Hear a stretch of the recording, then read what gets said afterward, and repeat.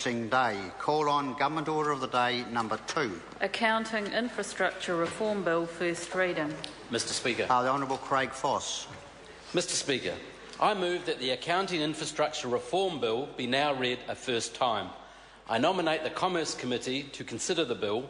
At the appropriate time, I intend to move that the bill be reported to the House by 30 May.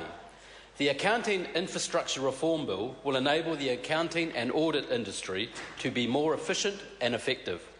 The bill will continue to progress a raft of important changes which began with the passing of the Financial Markets Conduct Act 2013 and the Financial Reporting Act 2013. These acts contribute to the government's business growth agenda by promoting fair, transparent and efficient financial markets.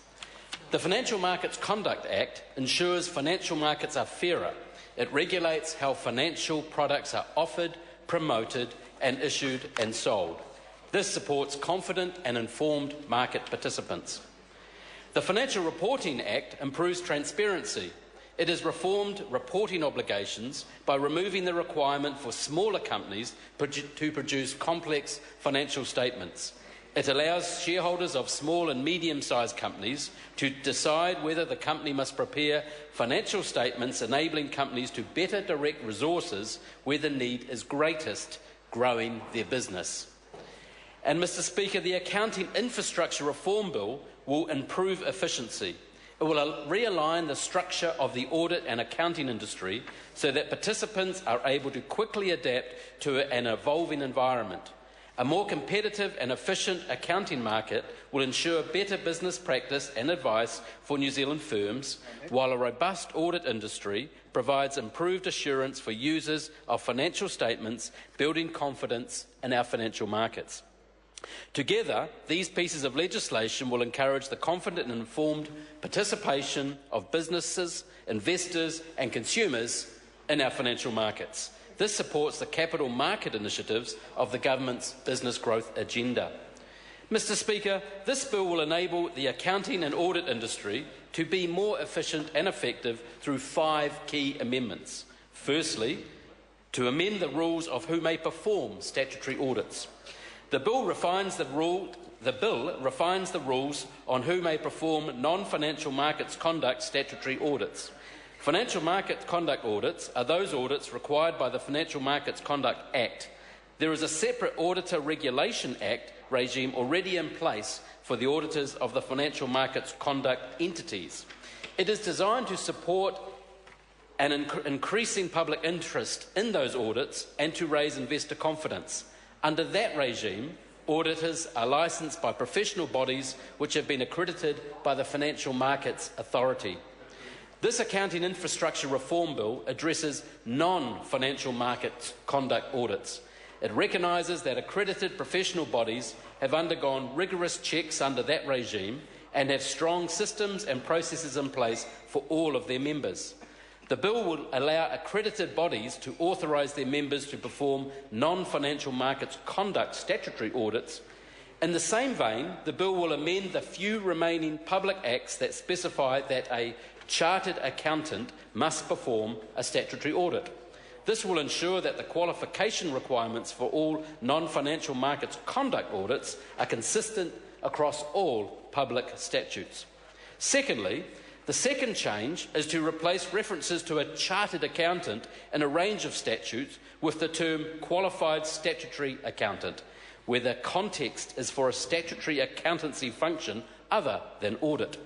This new term encompasses both chartered accountants and members of other accredited bodies. This change will enable more people to perform statutory accountancy functions, providing a wider choice of professional bodies. The third change reduces restrictions on legal form for audit firms. It allows New Zealand audit firms to incorporate as a company and allows incorporated overseas audit firms to operate in New Zealand if they meet certain requirements. The ban on incorporation is outdated and no longer serves a useful purpose. The fourth change introduces a requirement for independent assurance of financial statements for medium-sized and large charities. Charitable entities with a total operating expenditure of $1 million or more over the 2 preceding accounting periods are large and will need to have their financial statements audited by a qualified auditor.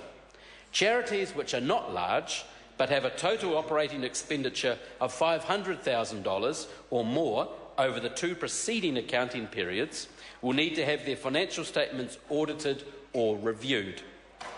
The fifth change is to allow the New Zealand Institute of Chartered Accountants, or NZICA, more freedom in how to structure itself. The members of the Institute have voted to join with the Australian Chartered Accountants in a new Trans-Tasman professional body. However, this cannot be given effect with the New Zealand Institute of Chartered Accountants Act 1996 in its current form. Mr. Speaker, there is one issue which I'm sure the Select Committee will pay attention to. That is that the Registrar of Companies has the power to approve overseas professional accounting bodies whose members can then conduct non-financial markets conduct statutory audits in New Zealand if they are eligible to do so in their home state. The Registrar can also directly approve individual auditors. Mr. Speaker, this issue is closely related to the bill and has been raised with me by several professional accounting bodies during the drafting of the bill. I expect that these accounting bodies may repeat their concerns in submissions on the bill. I agree with them that it could be an issue and look forward to the Select Committee's consideration of the bill. There are two potential weaknesses in the system. First, the Registrar has been given no criteria to apply in considering applications. Secondly, there is no ongoing check that professional bodies and auditors are still up to the approval standard.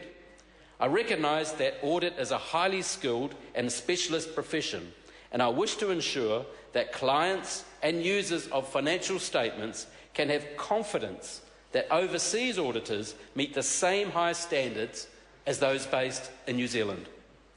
To conclude, Mr. Speaker, a more competitive and efficient accounting market will contribute to the business growth agenda by providing better business advice for New Zealand firms and building confidence in financial markets through better assurance to investors. The NZICA and the ICAA merger will contribute to the Single Economic Market Initiative with Australia by supporting a seamless Trans-Tasman business environment. Thank you, Mr. Speaker. The question is that the motion be agreed to. The Honourable David Parker. Thank you, Mr. Speaker.